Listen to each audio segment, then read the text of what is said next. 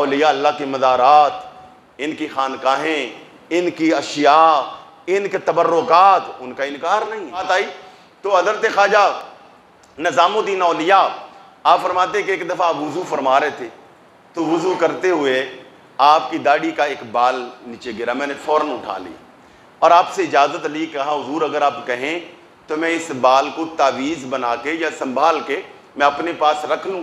کہا جی رکھ لیں، آپ نے اجازت دے دی۔ اور یہ بات بھی یہاں میں یہ عرض کر دوں، آپ نے ان کی محبت دے کے اجازت کر دی۔ میں آپ کو صاحب بتاؤں، صرف نبی پاک کے بال کو بطور تبرک رکھا جا سکتا، صحابہ نے رکھا، اس کے علاوہ نیچے مجھے کہیں نظر نہیں آیا تابعین تبع تابعین میں کہ انہوں نے ایک دوسرے کے بال سنبھالے ہوں۔ آج کل لوگ کرتے ہیں یہ جی میرے پیر کا بال ہے، وہ پیر کا بال کیا آ گیا؟ تیرا پیر بھی اللہ کا بندہ، تو بھی اللہ کا بندہ، تیرا پیر کو درجے بھی قرآن و سنت سے ملے تو بھی اسی راستے پر چل۔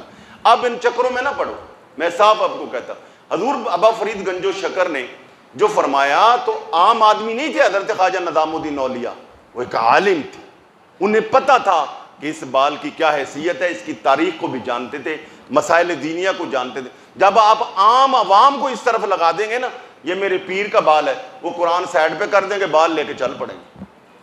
تو اس لیے موجودہ دور میں کسی پیر صاحب کو میں ان کی برکت کا پھر انکار نہیں کر رہا، ممکن ہے ان کی برکات موجود ہوں، مگر اب اس دور کے اندر جب جہالت، شیطنت اور دجالی فتنے پھیر رہے ہیں، امت کو صرف اور صرف قرآن اور حدیث کی طرف لگانا چاہیے بس۔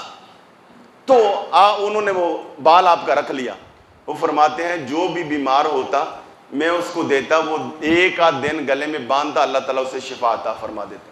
ساتھ آپ دیکھیے حقائق، دیکھیے حقائق کیا ہے۔ حضرت خواجہ نظام الدین اولیاء کہتے ہیں کہ ایک آدمی جو ہے وہ میرے پاس آیا، تاج الدین مینائی ایک رئیس تھا، اس کا بیٹا بیمار ہوا، کہتے اللہ کی شان یہ کو میرے پاس آیا کہ جناب سنا ہے کہ آپ کے پاس حضرت بابا فرید الدین کا بال ہے بطور تعویذ، وہ دے دے، میرا بیٹا بڑا بیمار ہے، اللہ اسے شفا دے دے۔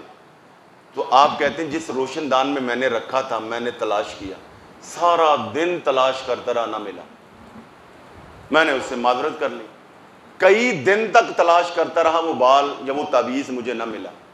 اللہ کی شان یہ ہے کہ وہ بچہ اللہ کو پیارا ہو گیا۔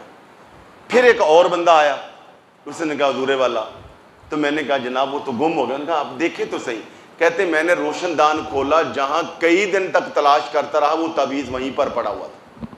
تو میں یہ سمجھ گیا کہ یہ بزرگوں کے تبرکات بھی اللہ کی تقدیر کے تابع۔ یہ ایک میں بہت بڑی بات کہہ گیا ہوں، پتہ نہیں آپ کو سمجھ آئی کہ نہیں ہے، اس میں کوئی شک نہیں ہے، بزرگوں کے تبرکات، تعویذات، ان پہ پورا یقین ہے، مگر اس سے بھی زیادہ یقین ہمیں اللہ کی تقدیر پر ہے۔ اللہ چاہے تو ہوگا، اللہ نہیں چاہے گا تو نہیں ہوگا، صاف سی بات۔ میں بھی اور میرا پیر بھی، میں بھی اور میرا تعویذ بھی، میں بھی اور میرا دم بھی، ہم سب کس کے تابع ہیں؟ اللہ کی تقدیر کے۔ غالب امر کس کا ہے؟ بول نہیں رہے، غالب امر کس کا ہے؟ یہ میں کہتا غالب امر جو ہے وہ عامل صاحب کا ہے، ٹھک بولنا تھا اونچی، نہیں، غالب امر کس کا ہے؟ غالب امر کس کا ہے؟ ہاں سبحان اللہ۔ یہی کام کیا بابا فرید الدین گنج شکر نے۔ اس علاقے میں کوئی مورتیوں کے آگے جھکتا، کوئی بتوں کے آگے جھکتا، کوئی کسی کے، آپ نے فرمایا نہیں، یہ کسی کے آگے نہ جھکو، صرف ایک اللہ کے آگے جھکو۔ لوگوں کے دلوں کو نور ایمان سے، نور معرفت سے منور کیا۔ اور ایک مرید آپ کے پاس آیا، کینچیوں کا کام کرتا، بڑی اچھی کینچی بنا کے لایا، آپ کو پیش کی۔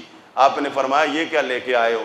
فرمایا کینچی کاٹنے والی ہوتی ہے، صوفیاء کاٹتے نہیں ہیں، یہ توڑتے نہیں ہیں، یہ جوڑنے والے ہوتے ہیں، ہمیں دینا ہے تو سوئی اور دھاگا دو تاکہ لوگوں کو جوڑیں۔ صوفیاء نے ہمیشہ ایسے، جو صحیح عالم ربانی ہوگا، میں آپ کو صحیح بتاؤں، جسے اپنی آخرت یاد ہو گئی، وہ لوگوں میں نفرت پیدا نہیں کرے گا، انتشار پیدا نہیں کرے گا، وہ مخلوق خدا کو جو آپ نے کتنی مخلوق خدا کو محبت بخشی۔ ایک تو یہ روایت ہے نا کہ آپ کے بھی بچے تھے تو آپ کی والدہ نے آپ کو شکر بڑی پسند تھی، تو انہوں نے مسلے کے نیچے شکر کی پڑیا رکھ دی، کہا فرید شکر نماز پڑھا کرو، آپ کو پھر شکر ملے گی مسلے کے نیچے سے۔ وہ روزانہ شکر پہلے رکھ دیتی، بعد میں جب ٹائم ہوتا کہتی نماز کا ٹائم ہوگا، نماز کا ٹائم ہوگا، نماز پڑھتے، آپ مسلح اٹھاتے، شکر لے لیتے، اور بڑے مزے سے کھاتے۔ ایک دن رکھنا بھول گئی، یہ روایت میں آتا ہے، رکھنا بھول گئی۔ اللہ کی شان اگلے دن یاد ہے کل تو رکھی نہیں تھی، تو کہا فرید کل نماز پڑھی تھی؟ جی اماں پڑھی تھی۔ تو شکر ملی تھی؟ جی اماں ملی تھی۔ آپ فوری طور پر سجدے میں پڑ گئی کہ میرے رب نے میری لاج رکھ لی۔ ہاں جی، میرے ارگے بندے نال ہویا ہوندا پورے محلے چ کہندا مان لو نوری صاحب دیاں کرامتاں، ہاں جی پیر صاحب نو پڑھ لو نا، یہ ہو گیا وہ ہو گیا، میرے پیر نے یہ کر، آپ کہتی میری تسبیحوں نے یہ کر، نہیں، آپ اللہ کی بارگاہ میں سجدے میں پڑ گئی، میرا کوئی کمال نہیں، سونے ربا تیرا ہی کمال ہے۔ ہاں جی،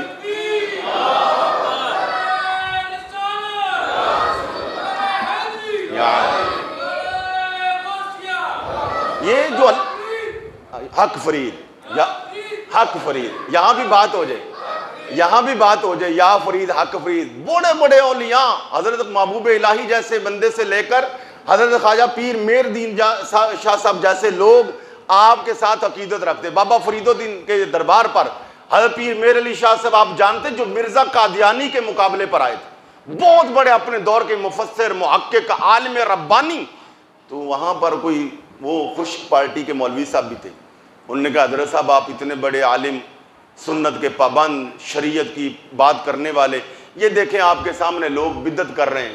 کون سی بدعت کر رہے ہیں؟ یہ یہاں حق فرید یا فرید، حق فرید یا فرید کے نعرے لگا رہے ہیں، اللہ کا ذکر چھوڑ کر یہ ایک اللہ والے کا نام لے رہے ہیں۔ آپ نے فرمایا مولوی صاحب آپ نے لگتا ہے قرآن تھوڑا تھوڑا ہی پڑھا۔ نہیں جناب میں تو ترجمہ پڑھاتا ہوں، تفسیر پڑھاتا ہوں، میں تو بڑا محقق ہوں۔ فرمایا نہیں، پھر پڑھو سورہ بقرہ کی وہ آیہ مقدسہ، اللہ پاک فرماتا ہے فَاذْكُرُونِي أَذْكُرُكُمْ، تم میرا ذکر کرو میں تمہارے چرچے کروا دوں۔ فرمایا باب فرید نے اپنی زندگی میں اپنی حیثیت کے مطابق اللہ کے نام کو بلند کروایا اور کیا ہے، آج اللہ اپنی شان کے مطابق ان کے چرچے کروا رہا ہے۔ فرمایا یہ جو لوگ حق فرید یا فرید کہہ رہے ہیں یہ ان کو معبود جان کے نہیں کہہ رہے، اللہ کا ایک پاک بندہ جان کے کہہ رہے ہیں، لہذا نہ یہ شرک ہے نہ یہ بدعت ہے۔ میں جو بات کر رہا تھا کہ آپ ایک تو اس وجہ سے آپ کو گنج شکر کہا جاتا ہے، ایک اس وجہ سے کہا جاتا ہے، آپ کے خلیفہ وہ فرماتے ہیں کہ آپ کو اللہ نے بڑی مٹھاس دی تھی زبان میں، کوئی ہندو غیر مسلم آپ سے بات کر لیتا آپ اسلام کی دعوت دے دیتے، سبحان اللہ یہ ممکن نہیں تھا کوئی انکار کرتا، وہ کلمہ طیبہ پڑھ لیا کرتا تھا۔ گنج شکر کا معنی یہ ہے مٹھاس پھیلانے والے، آپ میٹھے لہجے سے بات کرتے تھے، اور کتنے میٹھے لہجے والے اور با اخلاق انسان تھے، اپنے تو اپنے رہے۔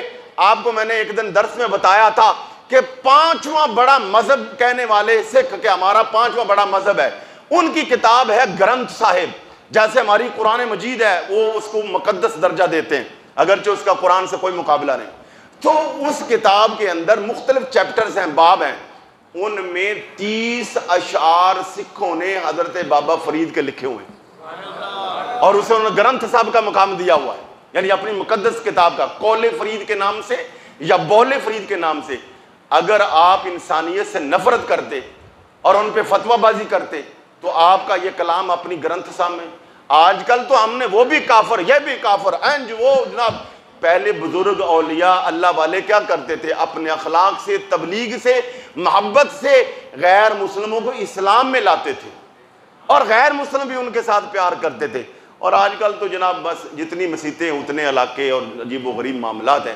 تو یہ تھے حضرت بابا فرید الدین گنج شکر، جنہوں نے، اور جن کا آخر کیا ہے، ہاں جی آج وہاں لوگ دیتے ہیں جی حاضری دے دیجیے، عرس منا لیا، سب کچھ، ذرا ان کی تعلیمات بھی پڑھیے۔ جب آخری دن تھا آپ کا، زندگی کا آخری دن، تو نماز عشاء پڑھی، اب اینڈ پہ پہنچے نا، سلام پھیرنا تھا، بے ہوش ہو گئے۔ تھوڑی دیر کے بعد پھر ہوش آیا، تو آپ نے اپنے خلفاء سے پوچھا ہم نے نماز پڑھ لی ہے؟ انہوں نے کہا حضور نماز مکمل ہوگی عشاء کی۔ فرمایا پتہ نہیں چلا، چلو ایک مرتبہ اور پڑھ لیتے، پھر ایک دفعہ اور پڑھ لی۔ اتفاق یہ ہے کہ ابھی سلام نہیں پھیرا تھا، آخر میں پہنچے پھر بے ہوش ہو گئے، ذوف اتنا تھا۔ پھر بعد میں پھر ہوش آیا، کہا نماز پڑھ لی ہے؟ کہا جی ہاں پڑھ لی ہے۔ فرمایا ایک دفعہ اور پڑھ لو، پتہ نہیں پھر کیا ہونا ہے۔ پھر نماز عشاء پڑھی، 3 مرتبہ آپ نے نماز عشاء پڑھی۔ مرید صاحب نے کبھی زندگی میں نہیں پڑھی، ہاں جی حق فرید یا فرید ہی سیکھا ہے، نماز پڑھنا بھی تو سیکھے نا۔ تو یہ ہے، پھر آپ نے آخر میں سبحان اللہ نماز مکمل پڑھی، لا الہ الا اللہ پورا پڑھا، اور یا حی یا قیوم کہا۔ جب میم پہ پہنچے تو اللہ نے آپ کی روح پرواز کر یہ تھے ساری زندگی شریعت، سنت، حضور کے دین کی تبلیغ، مخلوق خدا کی خدمت، لوگوں کو آپس میں جوڑنا، یہ کام کیا حضرت بابا فرید الدین گنج